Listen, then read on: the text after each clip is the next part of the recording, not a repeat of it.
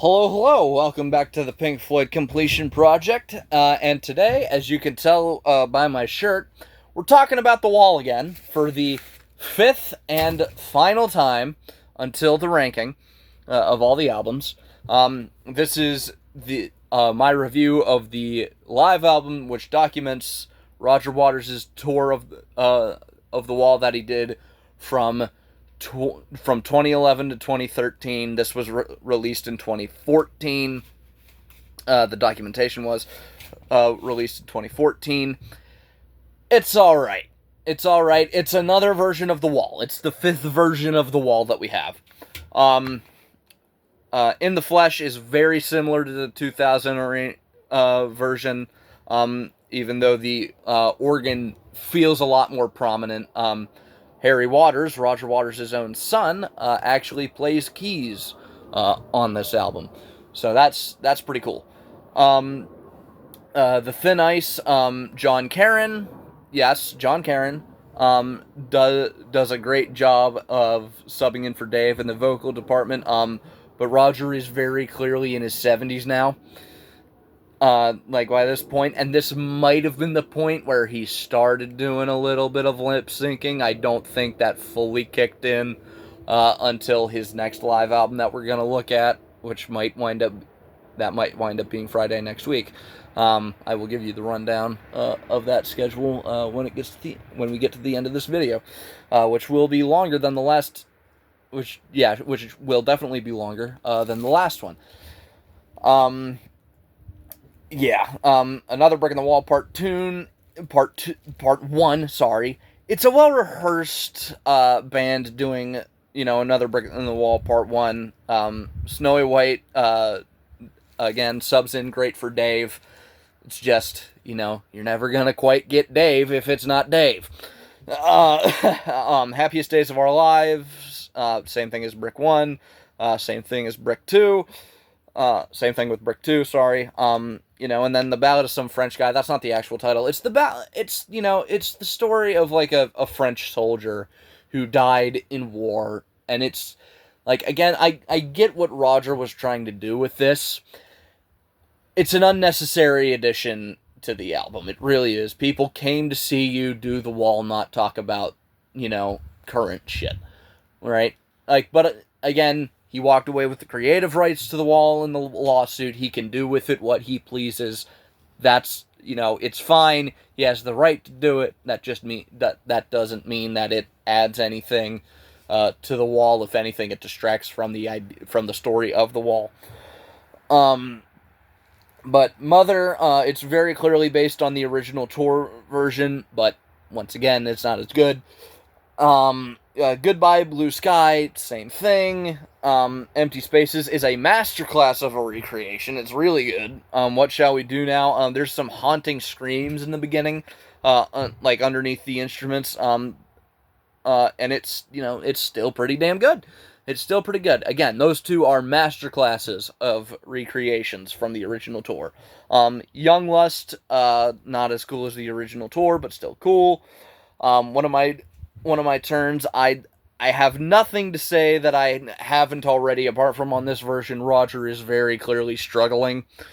Don't Leave Me Now, same thing, apart from Roger struggling. And then Another Brick in the Wall Part 3, once again, it's, Another Brick in the Wall Part 3 without the rest of the Floyd.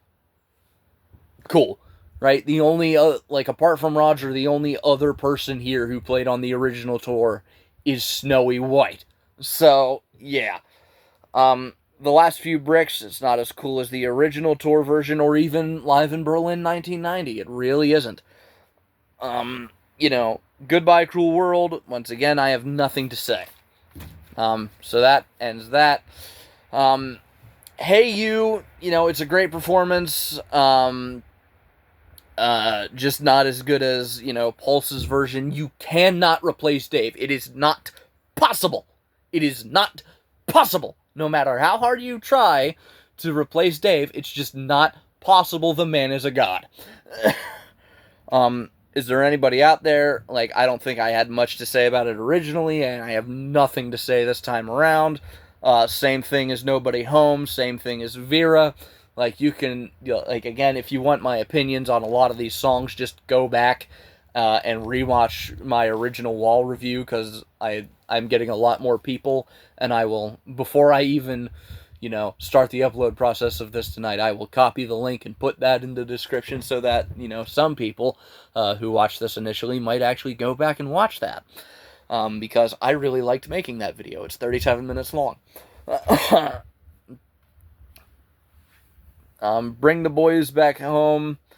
Snowy gets a Trans-Siberian Orchestra type guitar moment. I will talk about a Trans-Siberian Orchestra album next month. Stay tuned for that. I'm not just disappearing after this project concludes. Comfortably Numb. John Karen and Snowy White do their best at trying to recreate Dave's excellence, but it's just not possible.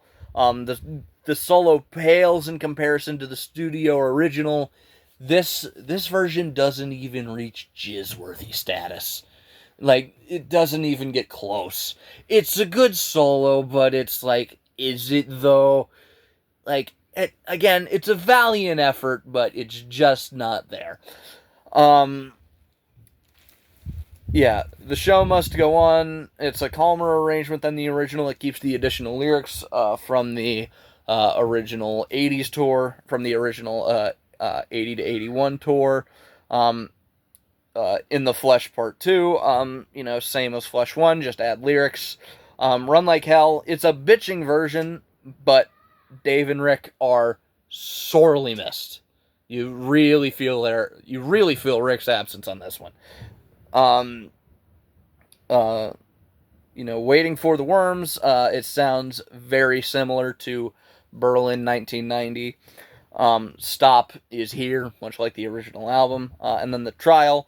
The studio version is better. Apparently, the wife is French in this version, because whenever he does the part for the wife, he does like a French accent. I don't know if he had just gotten divorced from a French woman. I don't know. I don't really care. I know he just got married for like the 17th time a couple of years ago. I don't care anymore, man. And then Outside the Wall, it sounds to me like they did a new studio version and then fused it with a live recording. And in this one, Roger thanks, all of the different musicians who helped along the way.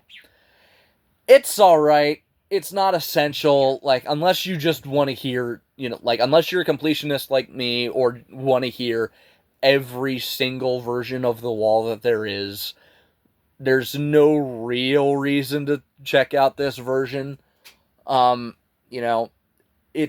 It's cool. It's nice that he actually gave more people to a chance to actually, see The Wall done in its entirety. So I appreciate what he did here, but it's not essential. It's not an essential listen. Before I sign off, I'm going to give you a look into the schedule next week. On Monday, we are going to start off with The Endless River, the final Pink Floyd album.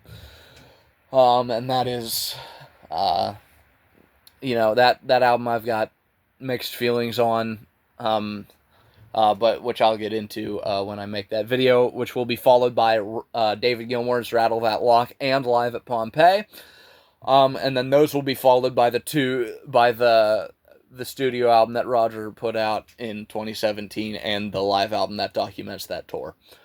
So again, not looking forward to the end of next week, but the first 3 days of next week are going to be pretty fun for me.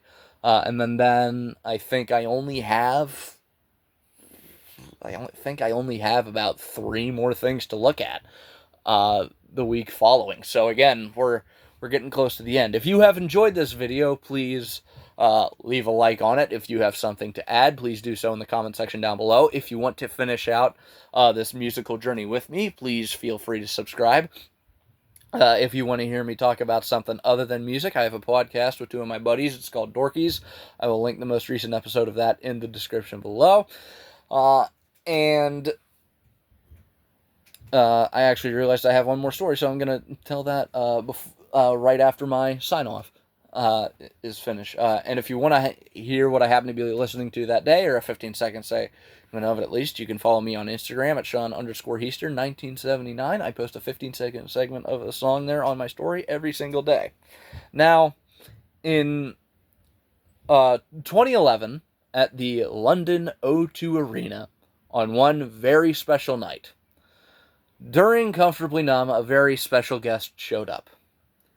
David Gilmour sang his parts and did the solo of Comfortably Numb, and I will link that performance in the description down below. I do think it's the worst version that Dave ever did, because he did fuck up. He does fuck up the lyrics. Which, if that's the only criticism I have of that, apart from there not being an official way to listen to it, but that's, again, that's okay. I doubt we'll ever get an official release of that version, even though we know it was professionally recorded. And also Nick Mason would show up during Outside the Wall, and that would mark to my knowledge, that would mark the last time that the 3 surviving Floyd members were on stage at the same time. Yeah. Of course, nobody expected there to be another Pink Floyd album, but as I already mentioned, there would be, and we will look at that one next time. Next time we look at The Endless River. But for now, I would like to thank you all very much for watching, and I will see you all in the next one. Bye-bye.